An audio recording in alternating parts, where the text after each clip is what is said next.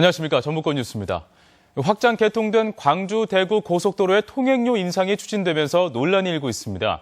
2배로 올리겠다는 게 도로공사의 계획인데요. 주민들은 위험을 감수하고 다녔던 그간의 불편은 안중에도 없는 처사라며 강력하게 반발하고 있습니다. 보도에 강동혁 기자입니다. 지난 22일 확장 개통된 광주 대구 고속도로. 왕복 4차선 도로를 시원스레 달리다 보니 운전자들의 반응은 좋습니다. 상당히 위험했어요. 카브 또 애길이라 근데 이렇게 꽉 뚫려놓으니까 너무 좋아요.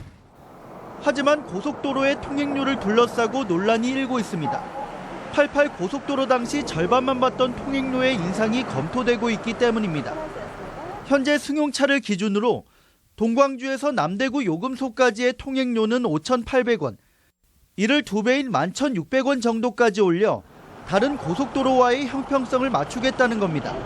확장이 되니까 과거에 2차로에서 4차로 확장됐던 구간들 4차로 요금이 반영되니까. 갑작스런 소식에 운전자들은 난색을 표하고 주변 시군들까지 강하게 반발하고 있습니다. 너무 많이 올리면 서민층의 부담이 너무 됩니다. 조금 작게 올라서 통행에 부피는 없도록. 죽음의 도로라 불릴 만큼 위험한 도로를 수십 년간 오갔는데 확장하자마자 통행료 인상을 추진하는 것은 부당하다는 겁니다. 영호남 9개 시군의회는 한국도로공사를 상대로 통행료 인상 유예를 요구하고 나섰습니다. 요금을 인상한다고 하는데 이것은 말이 안 됩니다. 국외 시의회와 시민들이 합해서 점진적으로 인상할 수 있도록. 내년 고속도로 통행요금이 오는 29일 발표될 예정인 가운데 반발 여론이 확산되자 도로공사 측은 통행료 인상과 관련해 아직 결정된 것은 없다고 밝혔습니다. MBC 뉴스 강동엽입니다. 국내 최대 동식물군이 분포된 지리산에 내년 하반기부터 산악철도가 시범 도입됩니다. 전라북도는 내년 하반기부터 4년간 291억 원을 들여 지리산에 시험 노선을 설치하고 철도기술연구원이 개발한 한국형 산악철도를 시범적으로 운행할 계획입니다.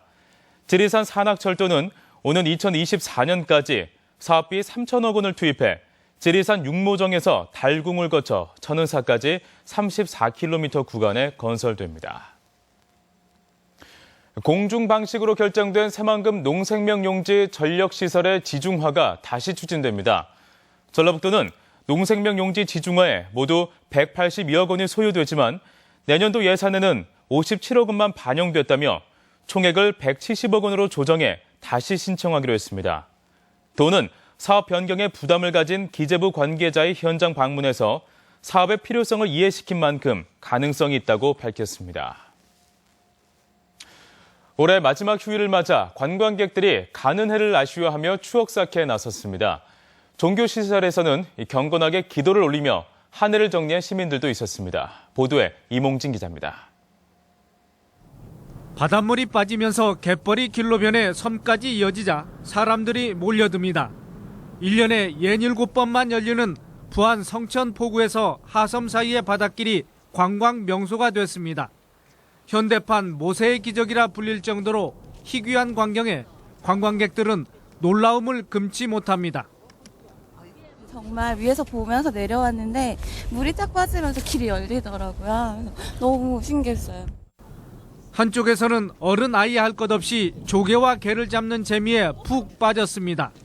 차가운 겨울바람을 맞으면서 가족과 함께한 즐거움과 낭만은 더욱 진해집니다. 가족 간에 이렇게 모여서 놀러 오니까 가족 관계도 돈독해지고 물 빠지는 것도 보고 좋아요. 참여합니다. 올해 마지막 휴일을 사색과 정리의 시간으로 보낸 시민들도 있습니다. 사찰을 찾아 기도를 드리며 당초 한 해 교육을 실천하지 못한 아쉬움을 달래고 새 각오로 내년을 기약해 보기도 합니다. 정말 올해 마무리를 좀 확 털어버리고 내년부터는 좀 모든 것이 잘 될 수 있는 그런 해가 되기를 바라면서 이렇게 기도를 했습니다. 다사다난했던 을미년의 새밑, 시민들은 차분하면서도 의미 있게 갈무리하는 모습입니다. MBC 뉴스 임홍진입니다. 겨울철 수도시설 동파 없이 안정적인 수돗물을 공급하기 위한 지원 체계가 마련됐습니다. 도내 14개 시군은 겨울철 동파를 막기 위해 취약지에 방지 물품을 보급하고 긴급 복구반을 운영하는 한편 급수차 14대를 활용해 급수 지원에 나서기로 했습니다. 지난 겨울 도내 상수도 51만 개 가운데 동파로 인한 누수와 단수는 모두 447건이 접수돼 0.09%의 동파율을 보였습니다. 주유소들이 카드 수수료 인하를 요구하고 나섰습니다. 주유소협회 전북도 지회는 최근 정부가 카드 수수료 인하 대상 업소를 매출 10억 원 미만 업체로 한정하면서 대부분 주유소가 수수료 인하를 받지 못해 경영 압박이 심각하다고 밝혔습니다. 업계는 휘발유의 60%가 세금이라는 홍보물을 내걸고 기름값보다 많은 세금 때문에 수수료 인하를 받지 못하는 것은 부당하다고 말했습니다. LH가 저소득층에게 전세금을 지원하는 전세임대주택 희망자를 모집합니다. 토지주택공사 전북본부는 도시근로자 가구당 월 평균 소득 50% 이하 또는 신혼부부 등을 대상으로 전세 한도액 5천만 원 이하인 주택의 전세금 95%를 지원하는 전세임대주택 희망 890가구를 모집한다고 밝혔습니다.